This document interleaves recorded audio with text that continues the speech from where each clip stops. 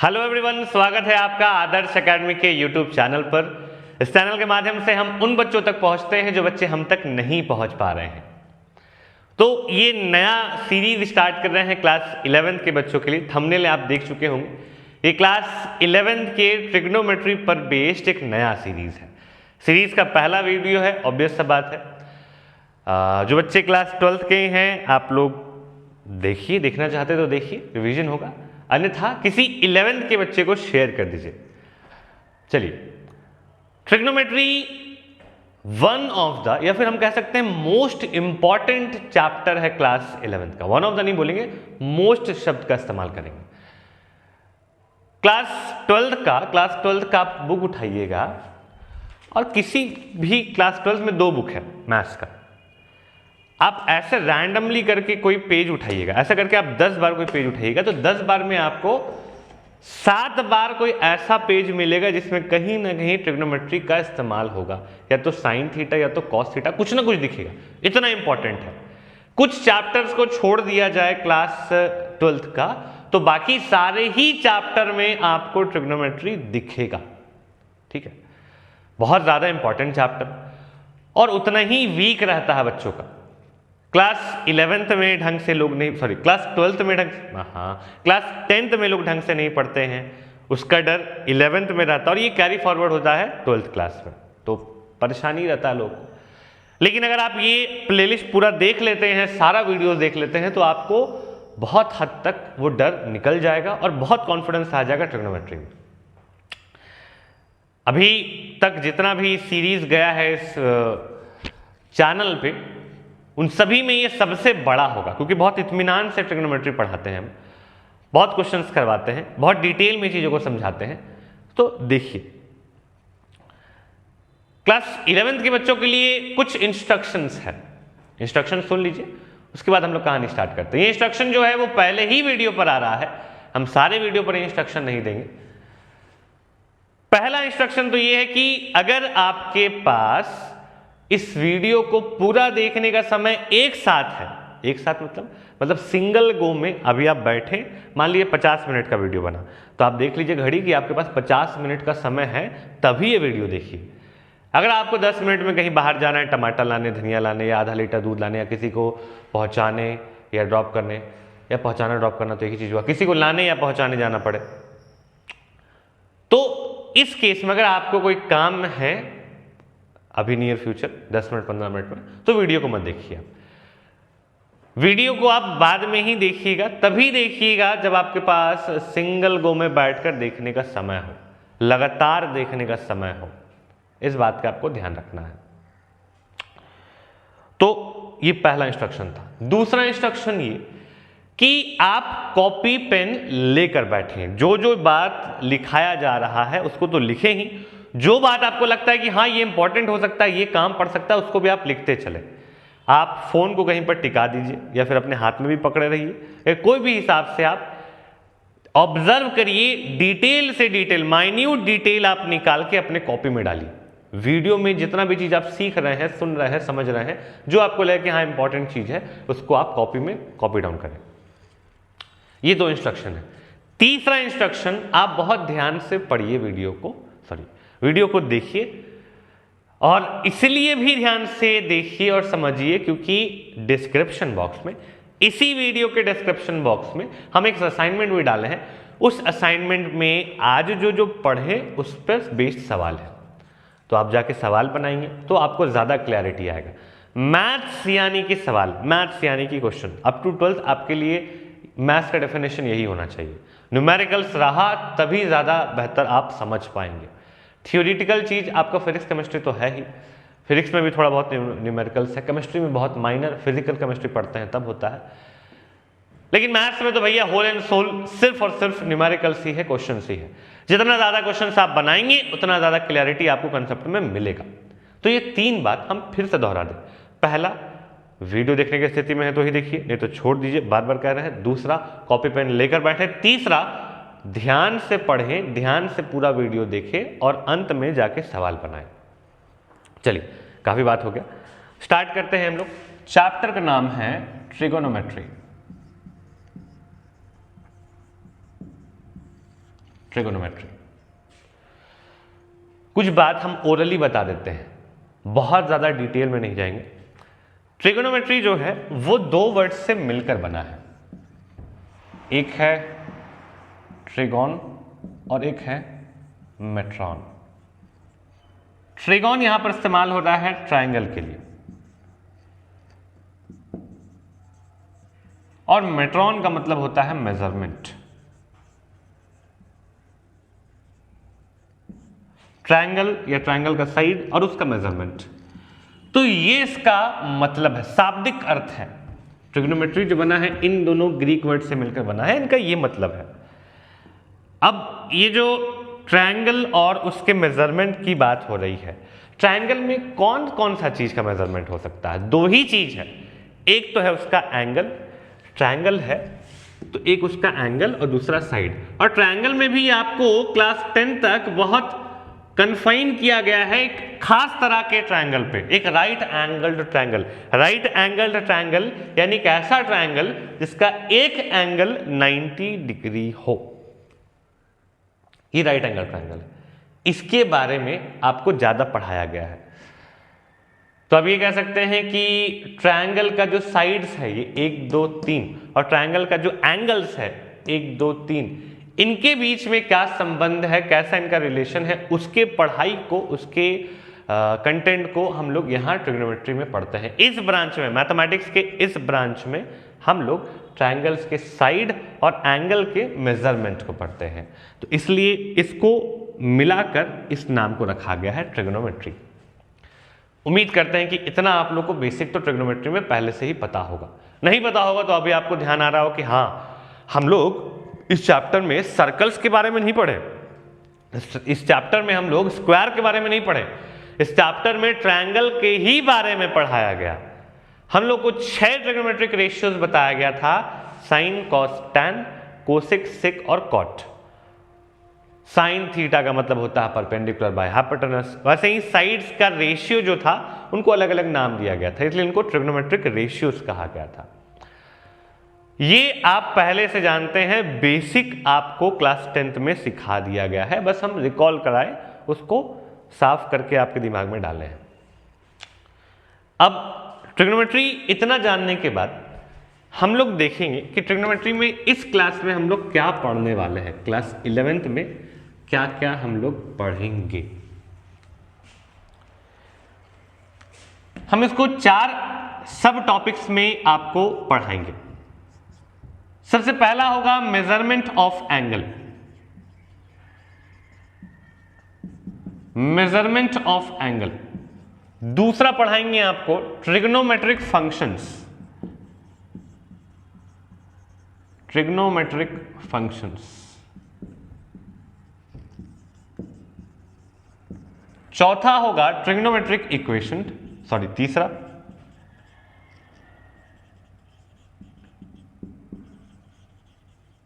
और चौथा होगा भैया ग्राफ, जो हम पहले लिख चुके हैं ब्लैक से। ये 4 हिस्सों में बांट के हम ट्रिग्नोमेट्री को आपको पढ़ाएंगे, measurement of angle, trigonometric functions, trigonometric equations और ग्राफ्स। और इन चारों में भी ये वाला सेक्शन जो है बहुत बड़ा है, इसमें खुद में बहुत सारा अलग अलग टाइप का फंक्शंस है, फॉर्मूलाज है, रिलेशंस है, बहुत सारा चीज है। ये ही बहुत इंपॉर्टेंट चीज है जो बहुत ज्यादा बार बार यूज होता है। ग्राफ्स का भी इस्तेमाल बार बार होता है, ट्रिग्नोमेट्रिक का इस्तेमाल, इक्वेशंस का इस्तेमाल कई जगह पर होता है, कम होता है। ट्रिग्नोमेट्रिक फंक्शंस ज्यादा इस्तेमाल होता है। यहां पे आपको बहुत सारा फॉर्मूला सिखाएंगे, आया कैसे वो दिखाएंगे, क्वेश्चन कराएंगे, याद करा देंगे। मेजरमेंट ऑफ एंगल एक बेसिक बात है जो कि बहुत कम यूज होता है क्लास 12th में। हाँ, इसमें एक सेक्शन है, आपको पढ़ाया जा रहा है बाकायदे, तो सवाल भी आता है एग्जाम में। हाँ, लेकिन 100 बात की एक बात, इन चारों में सबसे इंपॉर्टेंट है ट्रिग्नोमेट्रिक फंक्शंस। मान लीजिए कि हम लोग 10 क्लास करते हैं इस चैप्टर में, तो 5 क्लास तो हम लोग ट्रिग्नोमेट्रिक फंक्शंस पढ़ेंगे। हालांकि 10 क्लास में नहीं निपटेगा, ज़्यादा ही क्लास लगेगा।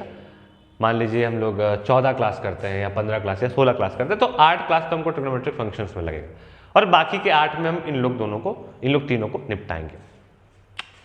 बहुत इत्मीनान से, बहुत धीरे धीरे पढ़ाते हैं हम ट्रिग्नोमेट्री। ताकि दिमाग में बैठे और बच्चा को याद रहे चीज।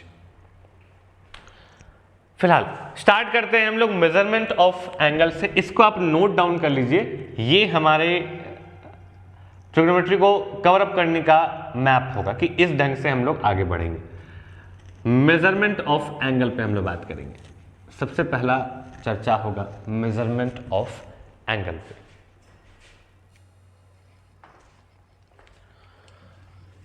मेजरमेंट ऑफ एंगल हम लोग कर रहे हैं। मेजरमेंट ऑफ एंगल हमारा पहला टॉपिक है।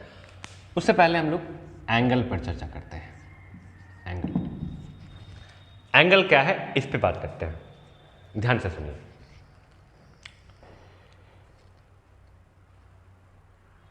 जैसे हम आपसे पूछें कि एंगल क्या है, ऑफलाइन क्लास में जनरली पूछा जाता है कि एंगल, हम पूछते हैं कि क्या है, तो सभी बच्चे अपने अपने हिसाब से कुछ ना कुछ जवाब देते हैं कि एंगल ये है, एंगल वो है, ऐसा वैसा बहुत सारी चीज। लेकिन मेरे एक्सपीरियंस से कभी सही आंसर नहीं मिला है। बहुत क्लोज पहुंचते हैं बच्चे डेफिनेशन के, लेकिन आंसर सही नहीं मिला है। कारण ये है कि पढ़ाया नहीं गया है डेफिनेशन। एंगल के बारे में बताया गया, आपको पता है 90 डिग्री कितना है, आपको पता है 180 डिग्री कितना, आपको पता है 60 डिग्री कितना है, लेकिन एंगल क्या चीज है, कैसा फिजिकल क्वांटिटी है, क्या नापता है, ये नहीं पता है आपको, क्योंकि बताया नहीं गया है। वो सबसे पहली बार बताया जाता है इसी क्लास में, क्लास 11th में, वो भी इसी चैप्टर ट्रिग्नोमेट्री और यहाँ मेजरमेंट ऑफ एंगल में। तो आपके सामने एंगल का डेफिनेशन पेश कर रहे हैं, ध्यान से देखिएगा। देखिए ये एक लाइन है, मान लीजिए एक लाइन है, इसको हम इनिशियल लाइन का नाम दे रहे हैं, इनिशियल लाइन। और ये इनिशियल लाइन अभी दिख रहा होगा, इनिशियल लाइन से थोड़ा सा हम रोटेट किए, यहां तक पहुंचे। ये इनिशियल लाइन था, यहां तक पहुंचे रोटेट करके। ये जो ब्लू वाला है इसको हम टर्मिनल लाइन कह रहे हैं, ये ब्लू वाला टर्मिनल लाइन कहला रहा है। ब्लैक वाला इनिशियल लाइन है, ब्लू वाला टर्मिनल लाइन है, रोटेट करके इतना पहुंचा। और दूसरी बार में ये रोटेट करके यहां तक पहुंचा, दूसरी बार में रोटेट करके यहां तक पहुंचा। पहली बार में ये यहां तक था, दूसरी बार में यहां तक पहुंचा। अगर हम आपसे पूछें कि इन दोनों ही केसेस में किसमें ज्यादा रोटेशन हुआ है, किसमें ज्यादा रोटेशन हुआ है, पहले वाले में कि दूसरे वाले में, तो आप बोलेंगे दूसरे वाले में रोटेशन हुआ। तो आपको दिख रहा है कि दूसरे वाले में रोटेशन हुआ। अब मान लीजिए कि आपको हम जो काम किए वो आपको किसी और को करके दिखलाना है, और शर्त यह है कि जितना हम रोटेट कर रहे हैं उतना ही आपको रोटेट करना है। तो आप रोटेशन का नाप लेकर जाइएगा ना भाई, रोटेशन का नाप लीजिएगा ना हमसे कि सर दिखाइए तो आप कितना रोटेट किए थे, जरा हम भी देख लें, उतना ही रोटेट करके उसको दिखलाएंगे। तो यही जो रोटेशन का नाप है, मेजर ऑफ रोटेशन है, अमाउंट ऑफ रोटेशन है, इसी को एंगल बोला जाता है। एंगल क्या है? एंगल जो है वो किसी भी वस्तु के घूमने का नाप को कहते हैं, घूमने के मेजरमेंट को कहते हैं। ये कोई भी ऑब्जेक्ट कितना घूम रहा है, कोई भी ऑब्जेक्ट कितना घूम रहा है। जैसे अभी हम आपको देख रहे हैं और अभी हम घूम गए ऐसे, तो मेरा मेजरमेंट हो गया रोटेशन का 90 डिग्री। हम ये वर्ड 90 डिग्री यूज नहीं करना चाहते थे क्योंकि अभी हमको डिग्री भी बताना है, लेकिन ठीक है उतना आप जानते थे तो चलिए कोई बात नहीं। जैसे ये मेरा इनिशियल लाइन है, ये इनिशियल लाइन है और मेरा हाथ ऐसे घूम गया, ऐसा हो गया, मेरा इनिशियल लाइन था, ऐसे ये घूम गया। तो कितना घूमा? ये 90 डिग्री घूमा। इस कितना का आंसर आपको एंगल देगा, वही मेजर करता है। तो angle is nothing the measurement of rotation. Angle के लिए एक डेफिनेशन मिला है, the measurement of rotation of any body about a fixed point। देखिए ये एक इनिशियल लाइन है, इसका हम नाम देते हैं इनिशियल लाइन, और इनिशियल लाइन घूमकर यहां आ गया है, इसको टर्मिनल लाइन कहते हैं।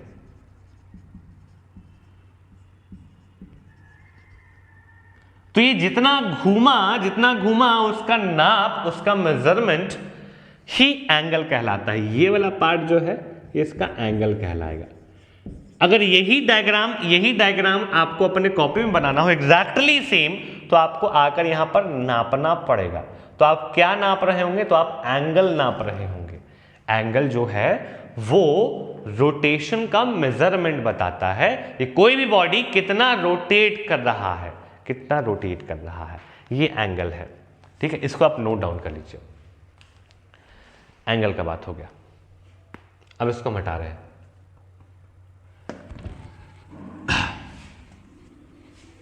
अब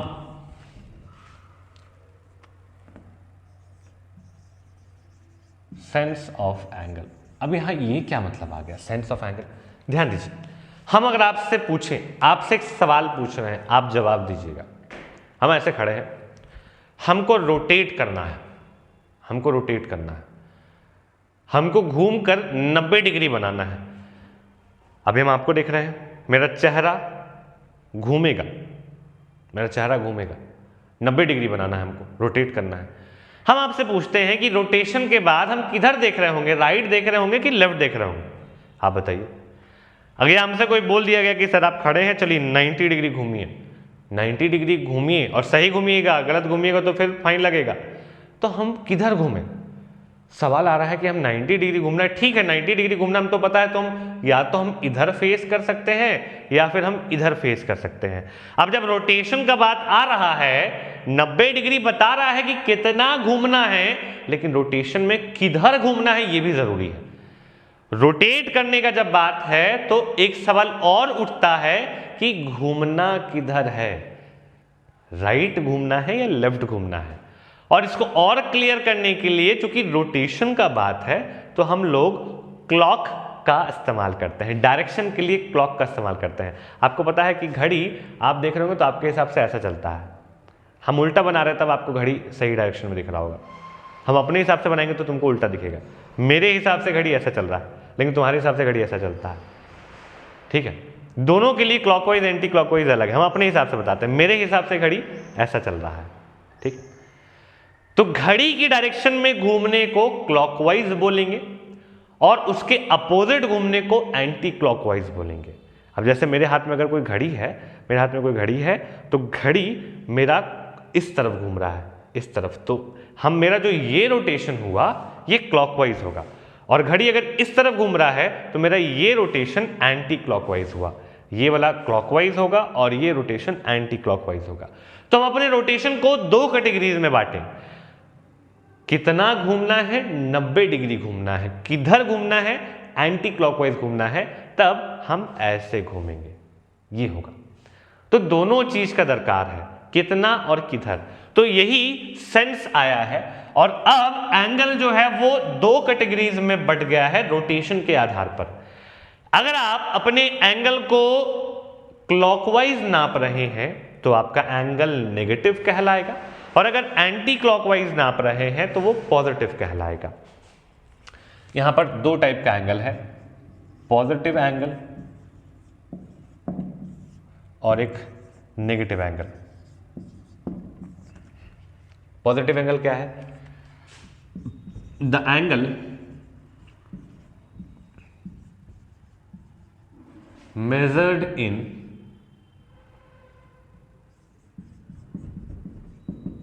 clockwise direction is considered as positive। Example के तौर पर, सॉरी पॉजिटिव है ना, तो ये इसको नेगेटिव कर देते हैं, इसको कर देते हैं पॉजिटिव। अगर ये आपका इनिशियल लाइन है और आप क्लॉकवाइज घूम रहे हैं तो आपका एंगल जो है वो नेगेटिव होगा। क्लॉकवाइज, देखिए हम डायरेक्शन दे रहे हैं, डायरेक्शन क्लॉकवाइज घूम रहे हैं, घड़ी के हिसाब से घूम रहे हैं, तो आपका एंगल नेगेटिव होगा। वही अगर आप the angle measured in anti clockwise direction is considered as positive. वही जब आप एंटी क्लॉकवाइज घूमिएगा, रोटेशन आपका एंटी क्लॉकवाइज होगा, तो आपका एंगल को आपको पॉजिटिव कंसिडर करना है। ये पॉजिटिव नेगेटिव वाला कहानी, ये पॉजिटिव नेगेटिव वाला कहानी आपको पहले नहीं पता था। देखिए ये वाला थोड़ा छूट जाता है, तो हम इसको यहां बना देते हैं। ये इनिशियल लाइन, ये ऐसा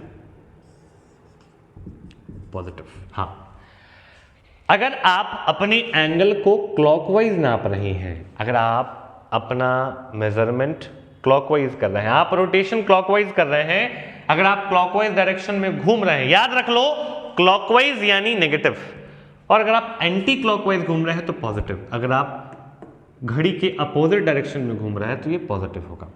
एंटी क्लॉकवाइज मेजरमेंट में पॉजिटिव कंसिडर करेंगे और क्लॉकवाइज रोटेशन में हम लोग नेगेटिव लेंगे। आखिरी बार बोल रहे हैं, ध्यान से सुनो, ध्यान से। एंगल रोटेशन पर आधारित है, क्योंकि रोटेशन का ही माप है, मेजरमेंट है, नाप है। रोटेशन दो तरीके से हो सकता है, क्लॉकवाइज, एंटी क्लॉकवाइज। तो एंगल को भी हम लोग दो कैटेगरीज में डाले हैं, पॉजिटिव, नेगेटिव। अगर आप क्लॉकवाइज घूमते हैं तो एंगल नेगेटिव होगा, अगर आप एंटी क्लॉकवाइज घूमते हैं तो एंगल पॉजिटिव होगा। ये याद रखना है। चलिए इसको लिख लीजिए, बोर्ड में जो लिखा हुआ उसको आप नोट डाउन करिए, हम इसको हटा रहे हैं।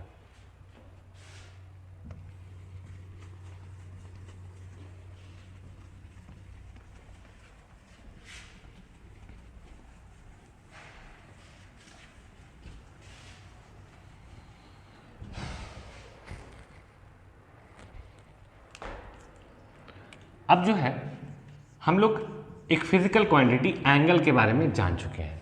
एंगल क्या है? एंगल जो है वो मेजरमेंट ऑफ रोटेशन है। देखिए मेजरमेंट है तो उसके लिए कुछ एंगल होना चाहिए, उसके लिए कुछ यूनिट्स होना चाहिए। तो एंगल का दो लोकप्रिय यूनिट्स हैं, एक डिग्री है जो कि बहुत पॉपुलर है, और एक है रेडियन जो कि कम लोगों को पता है। डिग्री और रेडियन, इन दोनों के बारे में हम लोग बहुत डिटेल में पढ़ेंगे, इन दोनों के बीच का रिलेशन देखेंगे, सवाल देखेंगे and many more things. Degree के बारे में बात करें तो डिग्री को भी फर्दर डिवाइड किया गया है दो और स्मॉलर यूनिट्स में, जिनको कि मिनट और सेकंड बोला जाएगा। आप टाइम वाले से कंफ्यूज मत होइएगा, हम बताएंगे कि मिनट और सेकंड क्यों बोला जा रहा है। लेकिन हाँ, डिग्री को भी सब डिवाइड किया गया है, छोटा किया गया है, उनका नाम मिनट और सेकंड रखा गया है। रेडियन को डिवाइड नहीं किया गया, रेडियन का कहानी अलग चलता है। ठीक है, तो पहले डिग्री पर चर्चा करते हैं। और डिग्री पर चर्चा करने से पहले जानते हैं कि एक डिग्री कैसे रखा गया, किसको बोला गया। आज का क्लास थोड़ा सा थ्योरेटिकल है, थोड़ा सा थ्योरी वाला बात जानना जरूरी है। देखिए बहुत आसान होता मेरे लिए कि हम ये सब लिख के आगे बढ़ जाते या बताते ही नहीं, तुम लोग को पता भी नहीं चलता कि अच्छा एंगल का भी डेफिनेशन जानना है या होता है, डिग्री का भी डेफिनेशन जानना है होता है, सवाल फिर भी बनता। लेकिन जब भैया तुम पढ़ रहे हो अच्छा से तो हर चीज तुमको आना चाहिए। डिग्री पर बात कर रहे हैं, हटा रहे हैं इसको। बात कर रहे हैं कि एक डिग्री कितना होता है। सुनो, एक डिग्री छोड़ो, तुम लोग बताओ 90 डिग्री कितना होगा। हम यही सवाल करते हैं ऑफलाइन क्लास में, लेकिन ऑनलाइन में हम सवाल हम ही कर रहे हैं, जवाब भी हम ही देंगे। 90 डिग्री पूछा जा रहा है, 90 डिग्री। तो कोई बच्चा बोला कि सर ऐसा है ना कि हम एक कंप्लीट रोटेशन ले रहे हैं। हम पूछे कंप्लीट रोटेशन का मतलब, तो कंप्लीट रोटेशन का मतलब हुआ कि जहां से स्टार्ट किए हैं घूमकर वहीं पहुंच गए हैं, ये कंप्लीट रोटेशन हुआ। फिर से बोले तो कंप्लीट रोटेशन में ये एक कंप्लीट रोटेशन देखो ऐसा दिखेगा, ऐसे घूमकर वापस से वहीं आ गए, ये कंप्लीट रोटेशन हुआ। तो एक कंप्लीट रोटेशन हो गया। तुमको नहीं दिख रहा है लेकिन यहां पर दो लाइन्स हैं, यहां पर दो लाइन से, एक वाला शुरू में था, घूम कर आए तो दूसरा वाला आ गया है। तो अगर नहीं दिख रहा है तो दिखलाने के लिए हम दूसरे वाले को ब्लू रंग से रंग देते हैं, ताकि तुमको पता चले कि दूसरा लाइन भी यहीं पहुंचा हुआ है।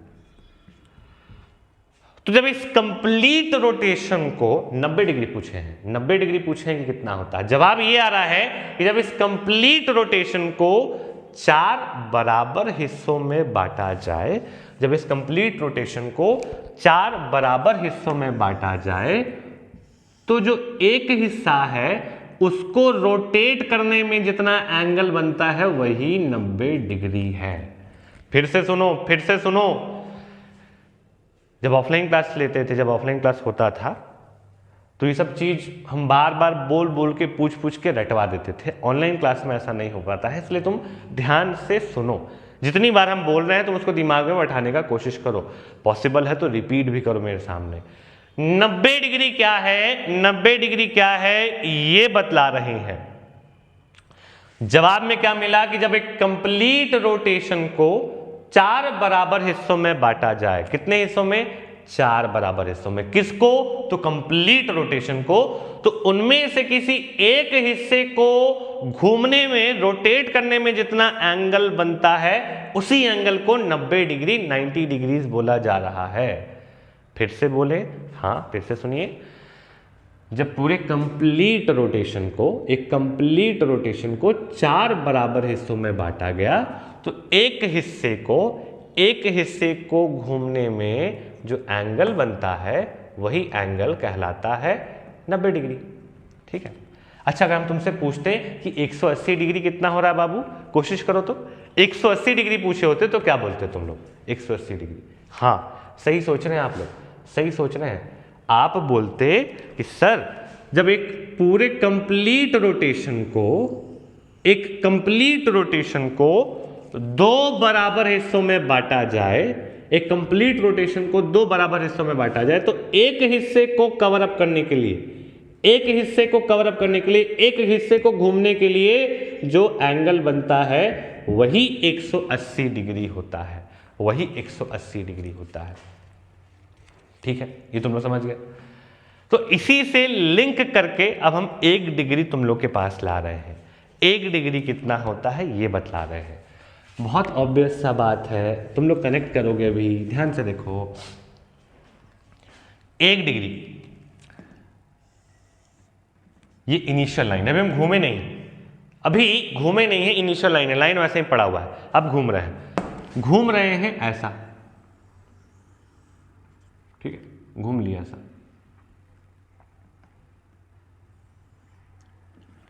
तो इस कंप्लीट रोटेशन को, ये जो कंप्लीट रोटेशन है, एक बार जो पूरा हम घूम लिए, इसमें इसको, इस कंप्लीट रोटेशन को हम 360 बराबर हिस्सों में बांट रहे हैं। 90 डिग्री में कितने हिस्सों में बांटे थे, 4। 180 में कितने बांटे थे, 2। 1 डिग्री में 360 बराबर हिस्सों में बांट रहे हैं। इस पूरे कंप्लीट रोटेशन को, इस पूरे कंप्लीट रोटेशन को 360 बराबर हिस्सों में बांट रहे हैं। ऐसा ऐसा बहुत छोटा छोटा हिस्सा बना रहे हैं ताकि वो आपको लगे कि कैसे बढ़ रहा है। अभी भी ये 360 नहीं हुआ होगा, ऐसा और छोटा छोटा होगा।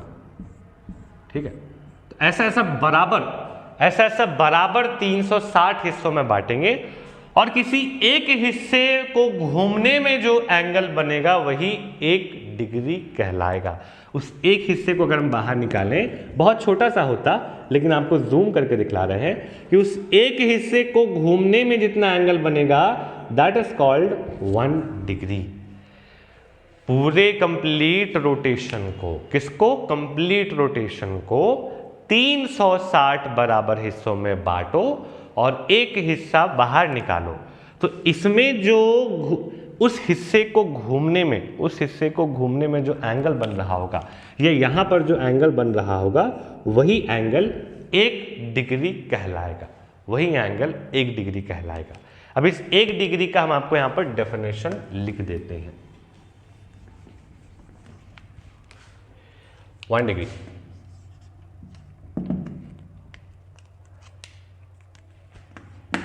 the amount of rotation in covering 1/360th part of a complete rotation is called 1 degree. एक पूरे कंप्लीट रोटेशन का 360वां हिस्सा ये लिखे हैं 1/368 पार्ट। हिंदी में बोलेंगे तो इसको पढ़ेंगे 360वां हिस्सा, क्योंकि इसको हम 360 भाग में बांट रहे हैं। तो किसी एक हिस्से को निकालें और उस हिस्से को घूमने में, रोटेट करने में जो एंगल बनता होगा वही आपका 1 डिग्री कहलाएगा। उसको घूमने में जो एंगल बन रहा होगा वो 1 डिग्री कहलाएगा। 1 डिग्री का ये मायने हो गया। 1 डिग्री का डेफिनेशन आप लोग लिख लीजिए। हम बढ़ते हैं आगे और अब आपको और फाइनर यूनिट्स के बारे में बताते हैं। देखिए, किसी एग्जाम में आपसे 1 डिग्री का डेफिनेशन नहीं पूछा जाएगा, बस बता दिए क्योंकि आपके किताब में है, आपको जानना चाहिए। हाँ, ऐसा हो सकता है कि कभी आप यूपीएससी की तैयारी कर रहे हो और वहाँ पूछे आपसे कि आप 12th में क्या लिए थे, तो आप बोलेंगे साइंस। अगला पूछेगा साइंस में क्या लिए थे, मैथ्स लिए थे, बायोलॉजी लिए थे, तो बोलेगा मैथ्स, आप बोलिएगा मैथ्स। फिर पूछेगा ट्रिग्नोमेट्री पढ़े हैं, तो बोलेगा हाँ, तो आपको बोल दिया कि डिफाइन करिए कि 1 डिग्री क्या होता है, तब आपको ये काम आएगा। तो आज पढ़ रहे हैं, आज बीज बो रहे हैं, कब जाके आप छाया लीजिएगा या फिर फल लीजिएगा या कोई भी चीज़ होगा, फल पौधा जो भी चीज़ है, तो डिपेंड करता है कि बीज कब बोए हैं और फल कब मिल रहा है। ये वाला पार्ट को हम थोड़ा सा कॉम्प्लेक्स कर दिए, हम फिर से इसको समेट रहे हैं। हम ये बोल रहे हैं कि कभी फ्यूचर में जाके आपको इसका ज़रूरत पड़ेगा।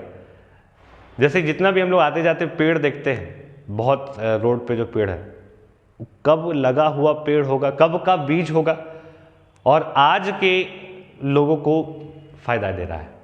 तो उसी तरीके का ये एंगल था कि आज पढ़ें आप 2023 में, हो सकता है 2033 में आप यूपीएससी के इंटरव्यू में बैठे होंगे, वहाँ पे आपसे पूछ लिया जाए, तो आप याद करेंगे, अच्छा हाँ इस वीडियो में देखे थे, इस क्लास में पढ़े थे, तो वहीं का चीज़ है। चलिए सुनिए, अब एक सिचुएशन सुनिए। आइए लेंथ की बात करते हैं। लेंथ आपको पता है, लंबाई आपको पता है। हम आपको एक मीटर स्केल दे रहे हैं, मीटर स्केल दे रहे हैं और आपको बोले हैं कि नापिए आप किसी बिल्डिंग का हाइट, किसी बिल्डिंग का हाइट नापिए, तो डेफिनेटली वो मीटर्स में आएगा। मीटर जान तो 1 मीटर लगभग इतना बड़ा होता है, इस कंधा से इतना लगभग इतना होता है 1 मीटर। तो आप बिल्डिंग का हाइट नापिएगा तो वो मीटर्स में होगा। मान लीजिए कि आपका बिल्डिंग का हाइट 10 मीटर है, अंदाजा बता दिए 10 मीटर है, तो आप एक तो मीटर स्केल लेकर गए, आपके स्केल में 15 मीटर तक दिया हुआ है, तो आप 10 मीटर आराम से नाप लिए, मीटर स्केल का काम था। फिर आप घर आए, उसी मीटर स्केल के साथ आए, हम आपसे बोलें कि बाबू इसको नापो, तो क्या उस मीटर स्केल का काम होगा? तो आप बोलेंगे सर बड़ा मुश्किल है, अगर यहाँ पर 0 है और यहाँ पर 1 मीटर है तो ये तो इतने में ही समेट जाएगा, ये तो 1 मीटर तक भी नहीं पहुँच पाएगा। तो आपका मीटर स्केल तो काम नहीं करेगा इसको नापने में, क्योंकि ये 1 मीटर से छोटा है। आपके स्केल में सबसे छोटा यूनिट है 1 मीटर।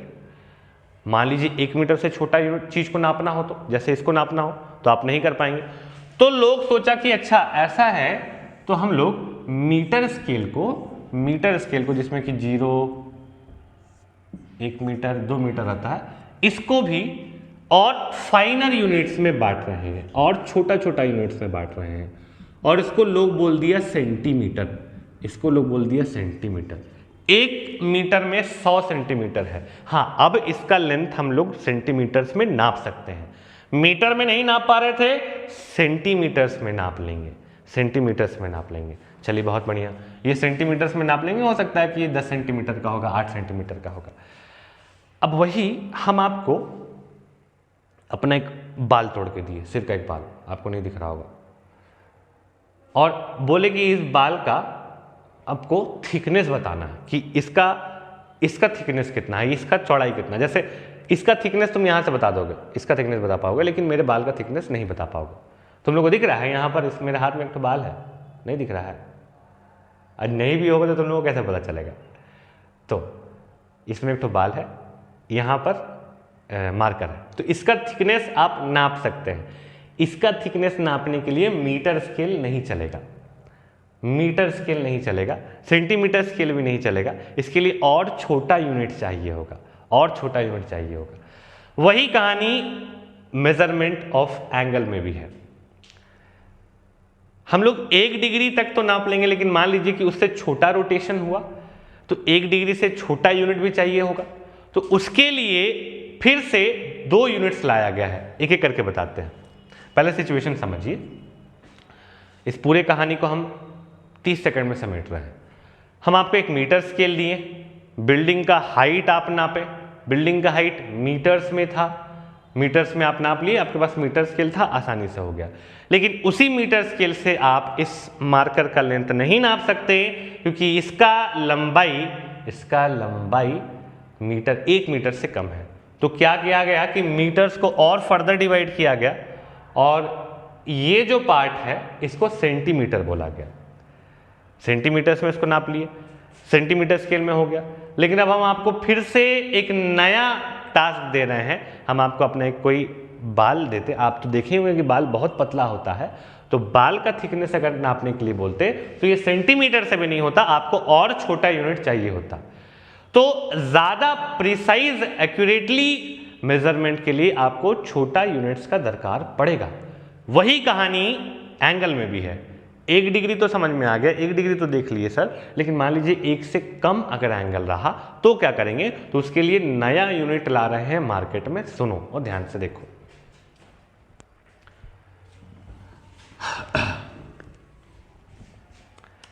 ये जो 1 डिग्री है इसको हम बड़ा सा दिखा रहे हैं। 1 डिग्री को और 60 बराबर हिस्सों में बांटा गया। 1 डिग्री को बराबर 60 हिस्सों में बांटा गया। हालांकि हमसे पूरा 60 नहीं बनेगा यहाँ पर, लेकिन हम बता रहे हैं कि ऐसा ऐसा बराबर हिस्सों में बांटा गया। और किसी एक हिस्से को बाहर निकाला गया।